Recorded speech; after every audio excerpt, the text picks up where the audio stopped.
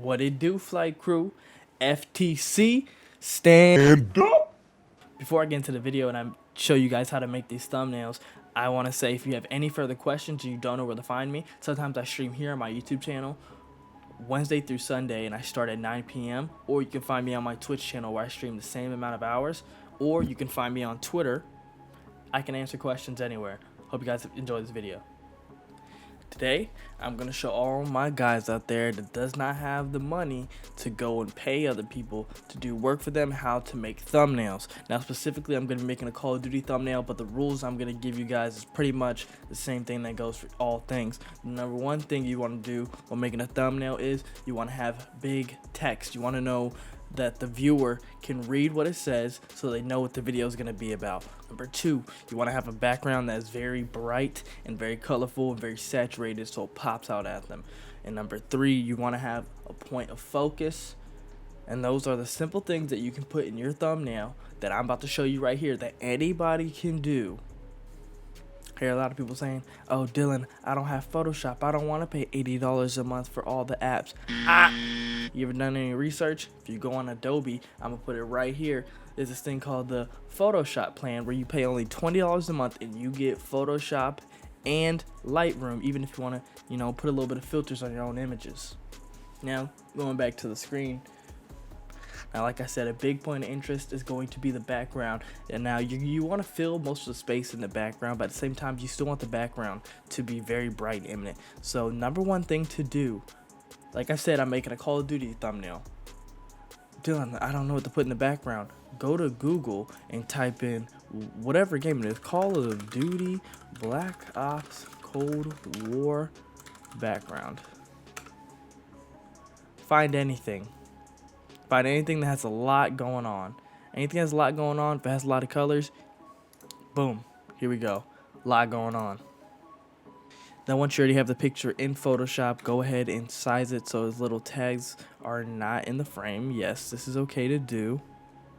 Now what I would do right after is you have the background there, so I'll go to Image, go to Adjustments, go to the side menu, go to Hue and Saturation. Now once you go to Hue and Saturation, one thing I always like doing to give these pictures more of a pop is to up the saturation. Now you see how much more brighter it is. Now when you look at it, you might not like it that much, but that's okay. This is a background image. Now look at the difference. Go from 0, it still has the colors in there. The green's still in there, and the orange is still in there. The red is still in there. But once you bring up the saturation, everything else just pops. Thumbnails are meant to be very, very dramatic. So you want to up your saturation as far as possible. Probably wouldn't want to do it all the way, but putting it at a good like 50 to 70, you know what I'm saying? Just something where it looks good. Looks good. So boom, we're gonna keep it there. That is going to be our base. Now, let's say, hypothetically speaking, we are going to be making a video about a gun. Now, here's the thing that I see a lot of people get confused in. They don't understand where to get the pictures of these guns. A lot of guys I've seen, they take a screenshot. They'll inspect it in their own game, take a screenshot, try and cut it out. That works. But you're working harder, not smarter. A lot of people don't know this. I didn't even know this for the longest. All you have to do is, if you just go on YouTube, somebody has made an asset pack of the game that you're playing. Download the asset pack, open it up, learn what asset packs are. Literally all it is a whole bunch of layers filled with a whole bunch of different images that you can use. Now here I'm using the Ripley Games Black Ops Cold War pack. It's going to be down in the description. For all of my guys that are playing Black Ops Cold War, this asset pack will be in the description. I did not make this. Here's the YouTube channel that made this. Now, once you get inside the pack, like I said, there's a whole bunch of assets from the game that it is free to use. It makes your job so much easier. She has max camos, gun icons, perks, guns, other operators, everything that you need.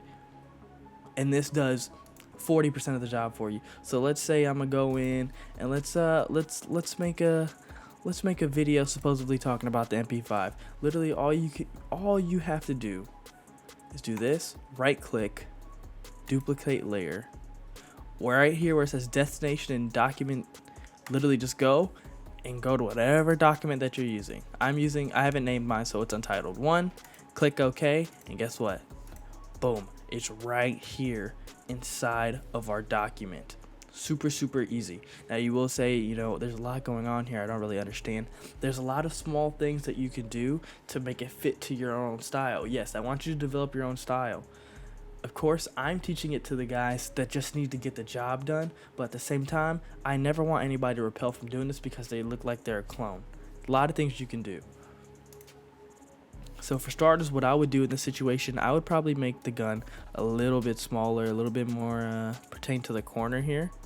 Like I said, my personal style of thumbnails is very text-based, so I want the new consumer, the new viewer that's seeing it in the small recommended section to be able to see the text and know instantly what it's about, and I want everything else to be super colorful.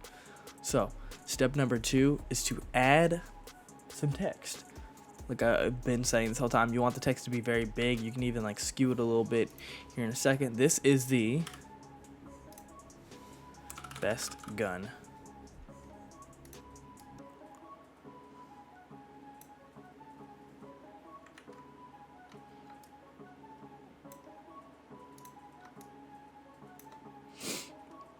Here you go. Now you have them put together, very big. Another thing you can do, you can go into window and you can go into your navigator. Shout out to my boy Cecil, the 100T designer. You can go to window, you can go to navigator, and here you go. This is what the navigator is up here in the top right corner. I can navigate throughout my thing. I can grab this box and I can look around, but at the same time, you have to think about when are your viewers, or what is the point of a thumbnail? It's to grab new people. So you want it to look as good as possible, as professional as possible, to pull in more viewers. Now if you look in your top right, the new consumer is always going to see your thumbnail in a very small dimension. Even though I'm making it in a regular wallpaper dimension, you want everything to be as big and pop out as much as possible. So if you have your navigation up here very small, as I have mine, you'll be able to see a little bit more and get a better perspective of what the new consumer is going to be seeing.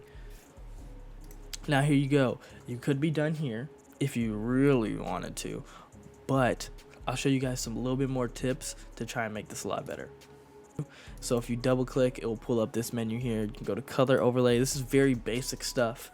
I don't really want to explain majority of this stuff. If not, catch a YouTube video, or you can ask me down in the comments. I can even try and grab you one to give you a whole bunch of tips. There's a lot of people out there. Let's say we wanted this text to be a good light blue.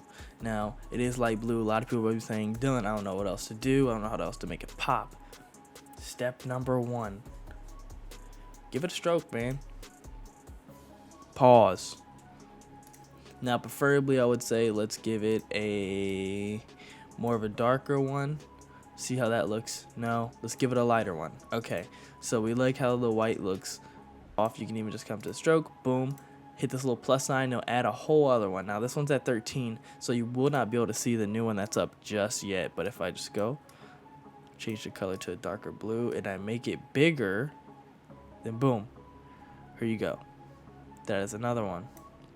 So, but I want to keep this as bare and minimal as possible, because like I said, this video is pertaining to people who aren't graphic designers. They don't think in the way that I think. So I want to make this as simple as possible so you guys can get your content out.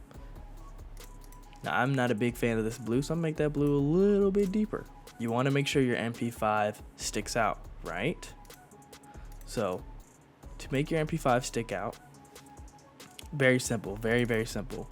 One thing you can do is you can open up this layer styles. Let me tell you, these layer styles will save your life. Learn, play around, learn all of them. They can really elevate whatever it is you're making.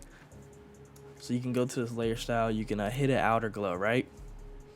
Our theme here is blue. If I really wanted it to be blue, I can just, so I'm just gonna give mine a simple, just a very simple blue glow. That's it. So it just shows you what is different between the background and the MP5, which is the gun that I'm showcasing.